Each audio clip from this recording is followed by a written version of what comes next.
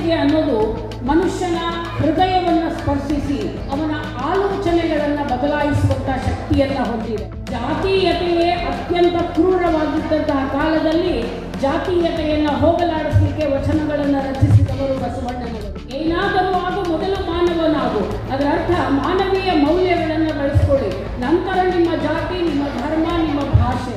ಶರೀಫ ಜನ ತತ್ವಪದಗಳನ್ನು ನಾವು ಅಧ್ಯಯನ ಮಾಡಿದರೆ ಪ್ರತಿಯೊಂದು ಪದದಲ್ಲಿಯೂ, ಪ್ರತಿಯೊಂದು ಅವರು ರಚಿಸಿದ ಪದದಲ್ಲಿಯೂ ತತ್ವ ಅಡಗಿದೆ. ಪ್ರಾಸಪಟ್ಟು ಪ್ರಾಸಗಳನ್ನು ಬರೆಯೋದು ಸಾಹಿತ್ಯ ಅಲ್ಲ, ಅದರಲ್ಲಿ ಅರ್ಥವನ್ನು ಅಡಗಿಸಿ ನೀವು ಒಂದು ಕಥೆ ಕವನವನ್ನು ಬರೀಬೇಕು ಅಂತ. ಡಿಜಿಟಲ್ ಯುಗದಲ್ಲಿಯೂ ಸಹ ಸಾಹಿತ್ಯದ ಮಹತ್ವ ಕಡಿಮೆಯಾಗಿಲ್ಲ ಅನ್ನೋದು ನನ್ನ ಅಭಿಪ್ರಾಯ. ಎಲ್ಲ ಕುಟುಂಬ ಸಮೇತರಾಗಿ ನೋಡುವಂಥ ಸಿನಿಮಾಗಳೇ ಇಲ್ಲ ಇವಾಗ. ಕೆಲವೊಂದು ಸೀನ್ಗಳು ಬಂದರೆ ಅಪ್ಪ ಅಮ್ಮ ಕಣ್ಣು ಮುಚ್ಕೋಬೇಕು, ಕೆಲವೊಂದು ಸೀನ್ಗಳು ಬಂದರೆ ಮಕ್ಕಳು ಕಣ್ಣು ಮುಚ್ಕೊಳ್ಬೇಕು. ಒಟ್ಟಿನಲ್ಲಿ ಎಲ್ಲರೂ ಸೇರಿ ನೋಡುವಂಥ ಸಿನಿಮಾಗಳಿಲ್ಲ. ಬರೆಯುವಾಗ ಬರಹಗಾರನ ಅಥವಾ ಕವಿಯ ಅಭಿವ್ಯಕ್ತಿ ಆಗುತ್ತೆ. ಅವನ ಭಾವನೆಗಳು, ಅವನ ಆಸೆಗಳು, ಅವನ ಒಂದು ನೋವುಗಳು, ಅವನ ಮನಸ್ಸಿನಲ್ಲಿರುವಂತಹ ಭಾವನೆಗಳನ್ನು ಅಭಿವ್ಯಕ್ತಿಯಾಗುತ್ತೆ. ಹಾಗಾಗಿ ಮೊದಲೆಲ್ಲ ಸಿನಿಮಾಗಳಲ್ಲಿ, ಧಾರಾವಾಹಿಗಳಲ್ಲಿ ವಿಲನ್ಗಳು ಅಂದರೆ ಗಂಡಸರು ಇರ್ತಾಯಿದ್ರು. ವಿಲನ್ಗಳು ಅಂದರೆ ತುಂಬ ಕ್ರೂರವಾಗಿ ದಪ್ಪ ಮೀಸೆ ಇರುವಂತಹ, ಗಡ್ಡ ಇರುವಂತಹ, ನೋಡಲಿಕ್ಕೆ ರೌದ್ರಾವತಾರ ಇರುವಂತಹ ಗಂಡಸರನ್ನು ವಿಲನ್ ಮಾಡ್ತಾ ಇದ್ರು. ಈಗಿನ ಯಾವ ಧಾರಾವಾಹಿಗಳಲ್ಲೂ ಗಂಡಸರ ವಿಲನ್ ಇಲ್ಲ. ಅಬ್ಸರ್ವ್ ಮಾಡಿದ್ದೀರಾ? ಎಲ್ಲ ಬ್ಯೂಟಿಫುಲ್ ವಿಲನ್ಸೇ ಇದ್ದಾರೆ ಇವಾಗ. ತುಂಬ ಸುಂದರವಾಗಿರುವವರನ್ನೇ ವಿಲನ್ ಮಾಡ್ತಾರೆ. ಅದು ಹೇಗೆ? ಮನೆಯಲ್ಲಿರುವವರೇ ವಿಲನ್ ಇರ್ತಾರೆ, ಮನೆಯ ಜನರಿಗೆ ಗೊತ್ತಿರೋದಿಲ್ಲ. ಇದು ಏನು ಸಂದೇಶವನ್ನು ಕೊಡ್ತಾ ಇದೆ ಸಮಾಜಕ್ಕೆ? ಬರೀ ಅಡ್ಡಗಾಲು ಹಾಕೋದು ಹೇಗೆ, ಇನ್ನೊಬ್ಬರನ್ನು ಜಗ್ಗೋದು ಹೇಗೆ ಕೆಳಗಡೆ, ಅವ್ರು ಯಾರೋ ಒಳ್ಳೆ ಕೆಲಸ ಮಾಡ್ತಾ ಇದ್ದರೆ ಅವರನ್ನು ಕೆಳಗಿಳಿಸೋದು ಹೇಗೆ, ಇಂಥವನ್ನೇ ಈಗಿನ ಸಾಹಿತ್ಯಗಳು ಕಲಿಸಿಕೊಡ್ತಾ ಇದೆ.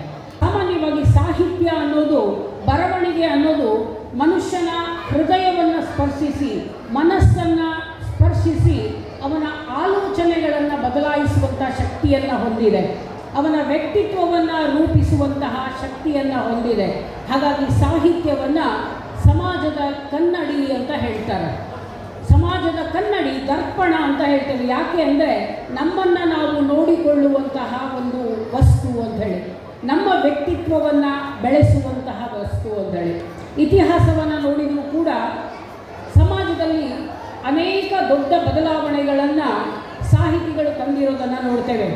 ವಚನಕಾರರು, ಬಸವಣ್ಣನಂತಹ ವಚನಕಾರರು, ಅಕ್ಕ ಮಹಾದೇವಿಯಂತಹ ಶಿವಶರಣೆಯರು ಸಮಾಜದಲ್ಲಿ ಅಸಮಾನತೆ, ಶೋಷಣೆ, ಅಜ್ಞಾನ, ಅಂಧಶ್ರದ್ಧೆಗಳ ವಿರುದ್ಧ ಹೋರಾಡಿ ಪರಿವರ್ತನೆಯನ್ನು ತಂದಂತಹ ಉದಾಹರಣೆಗಳನ್ನು ನಾವು ನೋಡ್ತೇವೆ.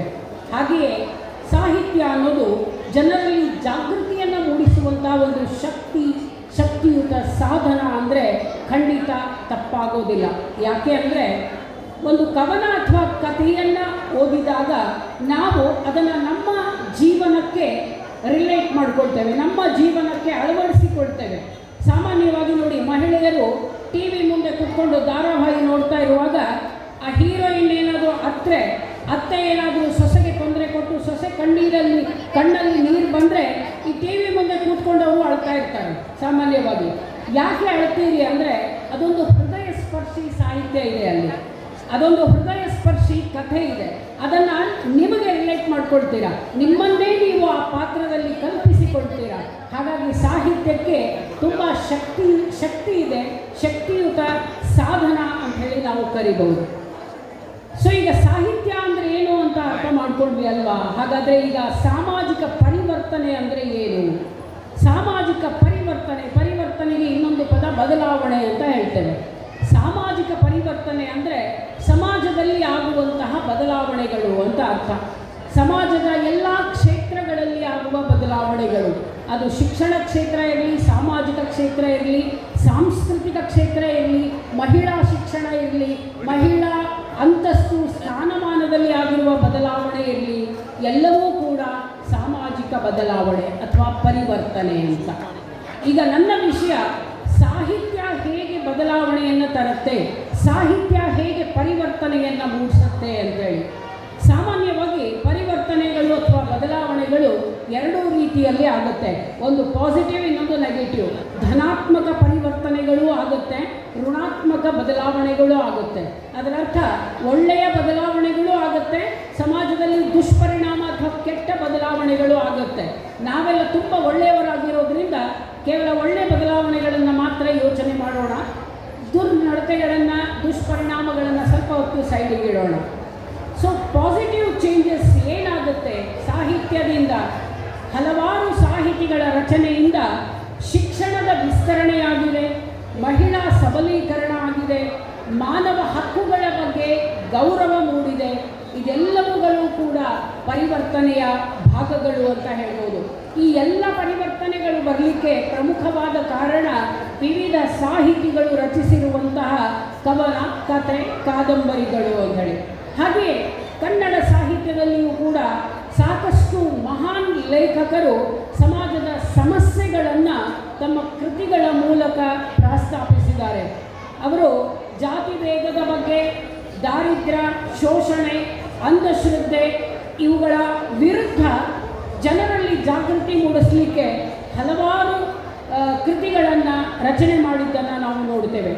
ಇಲ್ಲಿ ಸಾಹಿತ್ಯ ಅಂದರೆ ಕೇವಲ ಮನರಂಜನೆ ಮಾತ್ರ ಅಲ್ಲ, ಅದು ಸಮಾಜದಲ್ಲಿ ಮಕ್ಕಳಿಗೆ, ದೊಡ್ಡವರಿಗೆ ಮೌಲ್ಯಗಳನ್ನು ಕಲಿಸಿಕೊಡುವಂತಹ ಒಂದು ಸಾಧನ ಅಂತ ಹೇಳ್ಬೋದು.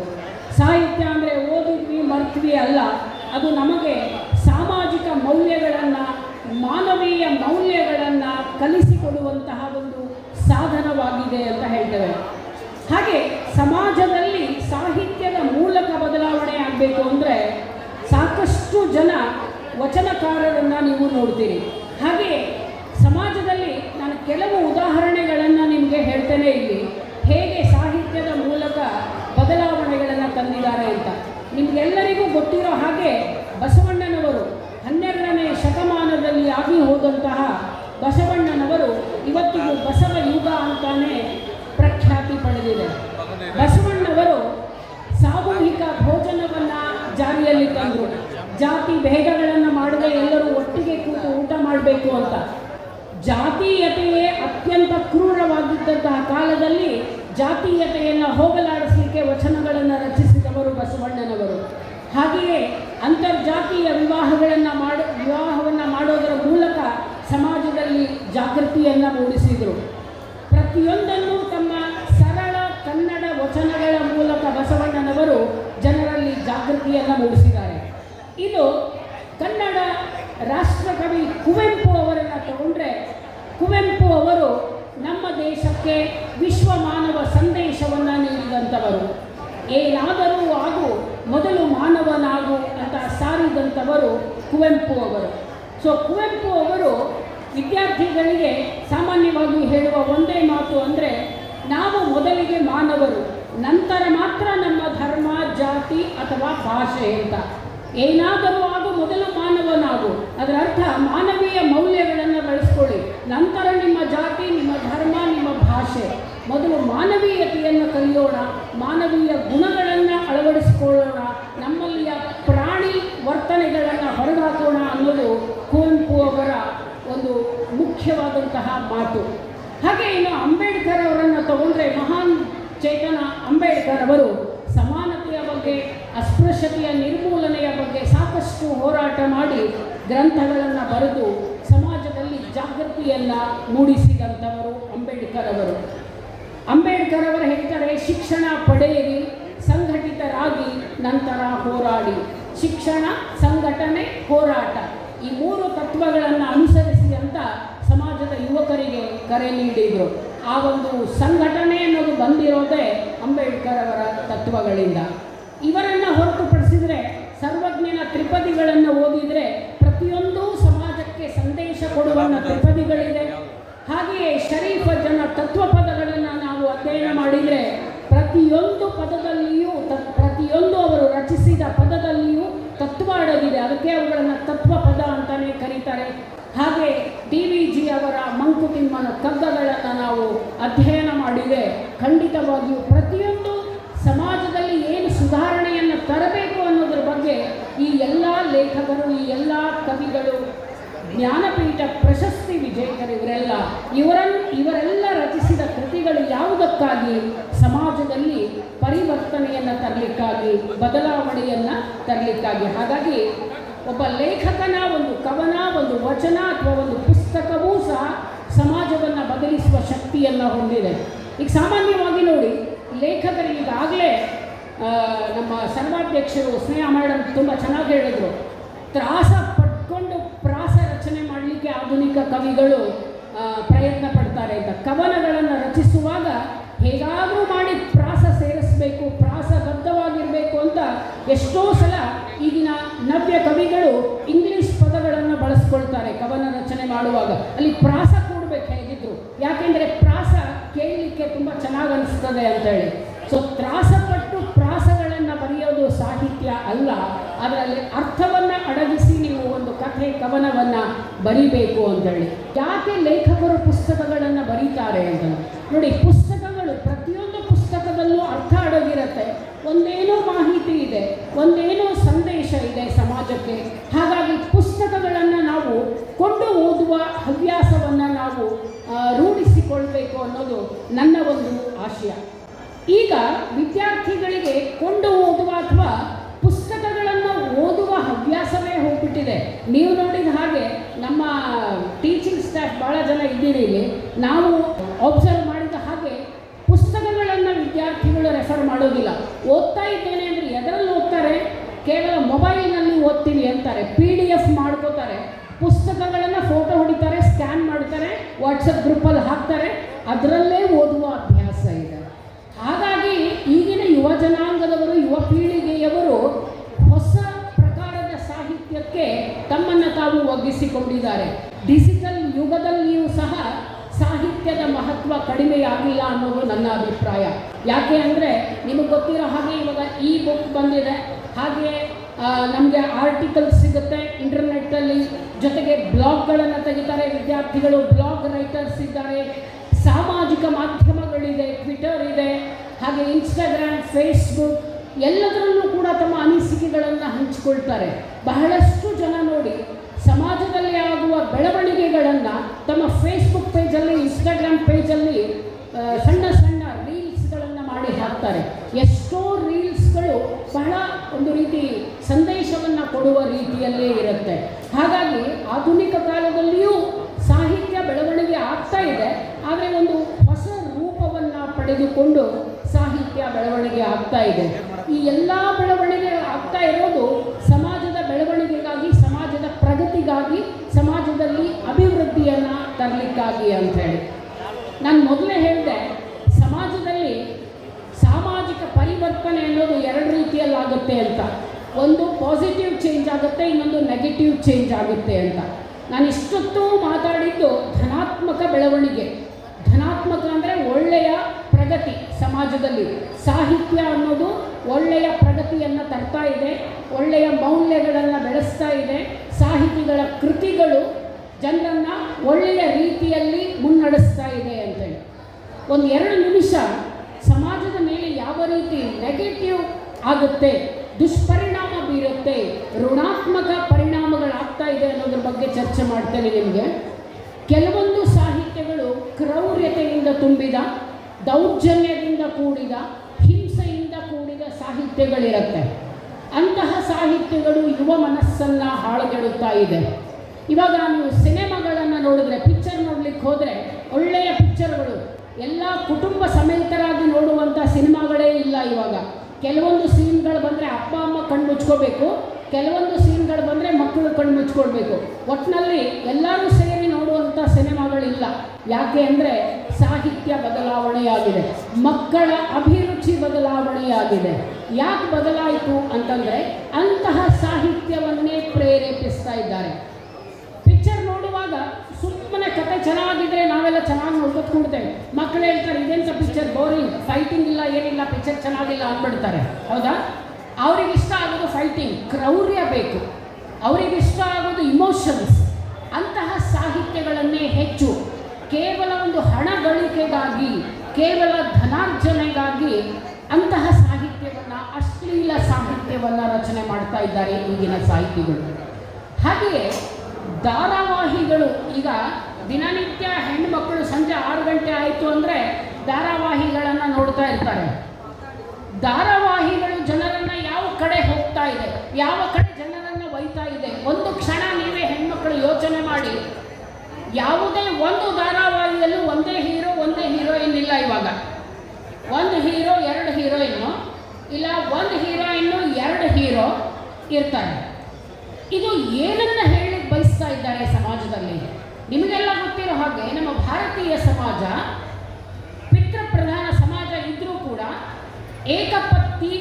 ಏಕಪತ್ನಿ ವಿವಾಹಕ್ಕೆ ಮನ್ನಣೆಯನ್ನು ಕೊಟ್ಟಿದೆ, ಹೌದಾ? ಹಾಗಾಗಿ ಇದು ತಪ್ಪು ಸಂದೇಶವನ್ನು ನೀಡ್ತಾ ಇದೆ.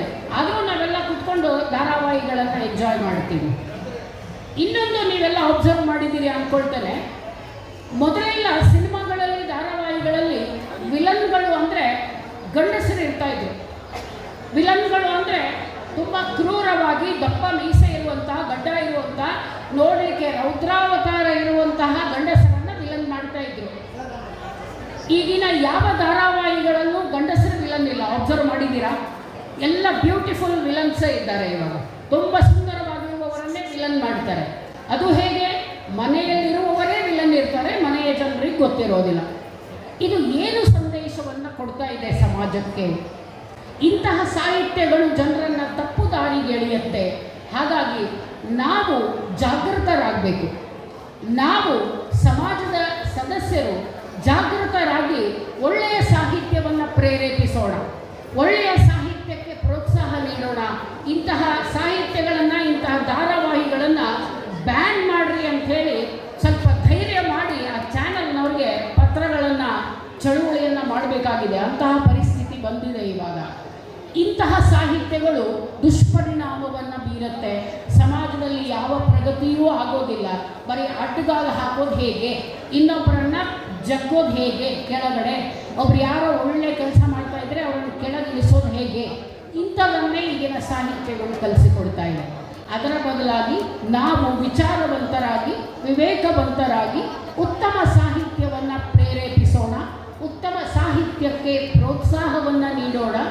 ಒಳ್ಳೆಯ ಸಾಹಿತ್ಯಗಳು, ಒಳ್ಳೆಯ ಲೇಖನಗಳು, ಒಳ್ಳೆಯ ಕತೆ ಕಾದಂಬರಿಗಳು ಹೊರಗಡೆ ಬರಲಿ. ಮಹಿಳೆಯರು ಹೆಚ್ಚು ಹೆಚ್ಚು ತಮ್ಮ ಕೃತಿಗಳನ್ನು ಲೋಕಾರ್ಪಣೆ ಮಾಡಲಿ ಅಂಥೇಳಿ ನಾನು ಇಲ್ಲಿ ನನ್ನ ಆಶಯವನ್ನು ವ್ಯಕ್ತಪಡಿಸ್ತೇನೆ. ನಿಜವಾಗ್ಲೂ 11ನೇ ಹುಬ್ಬಳ್ಳಿ ನಗರ ಸಾಹಿತ್ಯ ಸಮ್ಮೇಳನ ತುಂಬ ಅರ್ಥಪೂರ್ಣವಾಗಿ ನಡೀತಾ ಇದೆ. ಸಾಕಷ್ಟು ಮಹಿಳೆಯರು ಎಲ್ಲ ಮನೆ ಕೆಲಸಗಳನ್ನು ಬಿಟ್ಟು ರವಿವಾರವಾದರೂ ಕೂಡ ಬಿಡುವು ಮಾಡಿಕೊಂಡು ಇಲ್ಲಿ ಬಂದು ಕೂತ್ಕೊಂಡು ಆಲಿಸ್ತಾ ಇದ್ದೀರಿ. ಪ್ರಮುಖವಾಗಿ ಈ ಮಹಿಳೆ ಸರ್ವಾಧ್ಯಕ್ಷ ಆಗಿರೋದು ಬಹಳ ಸಂತಸದ ವಿಷಯ. ವರ್ಷದುದ್ದಕ್ಕೂ ಮಹಿಳಾ ಕೇಂದ್ರಿತ ಕಾರ್ಯಕ್ರಮಗಳು ಹುಬ್ಬಳ್ಳಿ ನಗರ ಸಾಹಿತ್ಯ ಸಮ್ಮೇಳನದ ಮೂಲಕ ಹೆಚ್ಚು ಹೆಚ್ಚು ಹೊರಬರಲಿ ಅಂತ ಆಶಿಸ್ತಾ, ಅವರಿಗೆ ಶುಭಕಾಮನೆಗಳನ್ನು ತಿಳಿಸ್ತಾ, ನನಗೆ ಇಲ್ಲಿ ಅವಕಾಶವನ್ನು ನೀಡಿದ ಡಾಕ್ಟರ್ ಲಿಂಗರಾಜ ಅಂಗಡಿಯವರಿಗೆ ಹೃತ್ಪೂರ್ವಕ ಧನ್ಯವಾದಗಳನ್ನು ತಿಳಿಸ್ತಾ ನಾನು 2 ಮಾತುಗಳನ್ನು ಮುಗಿಸ್ತೇನೆ. ಧನ್ಯವಾದಗಳು.